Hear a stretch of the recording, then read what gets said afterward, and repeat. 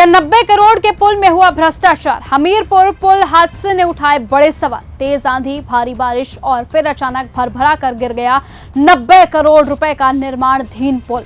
उत्तर प्रदेश के हमीरपुर में हुए इस दर्दनाक हादसे ने सिर्फ 6 मजदूरों की जान ही नहीं ली, बल्कि पूरे सिस्टम पर बड़े सवाल खड़े कर दिए।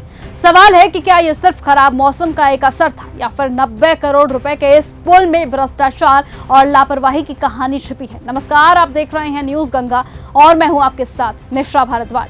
हमीरपुर के बेधवा नदी पर करीबन 90 करोड़ रुपए की लागत से 2 लेन पुल का निर्माण चल रहा था। ये पुल मोरकांड से कुरारा गांव की जोड़ने के लिए बनाया जा रहा था ताकि हजारों लोगों का आवागमन आसानी से हो सके। मार्च 2024 में इसका निर्माण कार्य लगातार जारी था और इसे दिसंबर 2026 तक पूरा किया जाना था, लेकिन देर रात अचानक से मौसम ने करवट ली।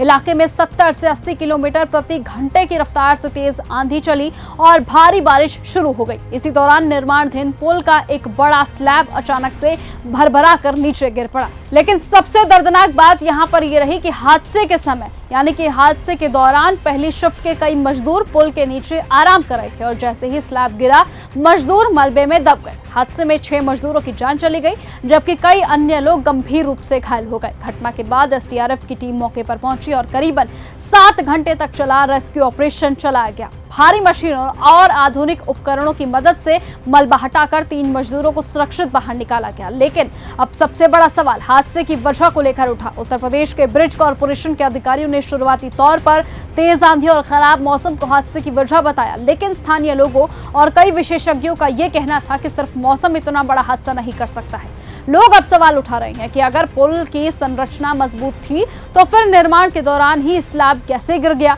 क्या निर्माण सामग्री की गुणवत्ता में कोई कमी थी? क्या सुरक्षा मानकों का पालन ठीक तरीके से नहीं किया गया? और सबसे बड़ा सवाल तो ये कि क्या 90 करोड़ के इस प्रोजेक्ट में भ्रष्टाचार हुआ?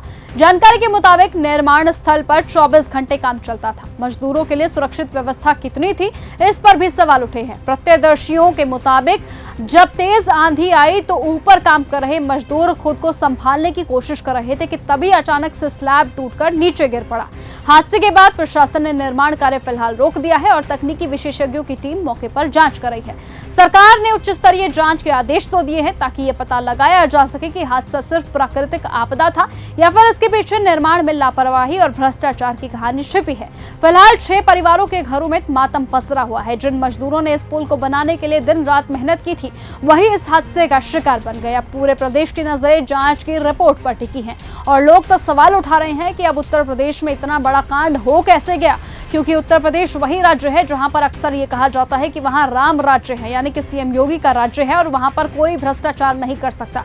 और वहीं पर इस तरह की खबरें सामने आई तो लोगों ने सवाल उठाने शुरू कर दिया कि आखिरकार सीएम योगी के इतने बड़े राज्य में लोग भ्रष्टाचार कैसे कर सकते हैं? 90 करोड़ रुपए का भ्रष्टाचार आखिरकार क्या सच में हुआ है?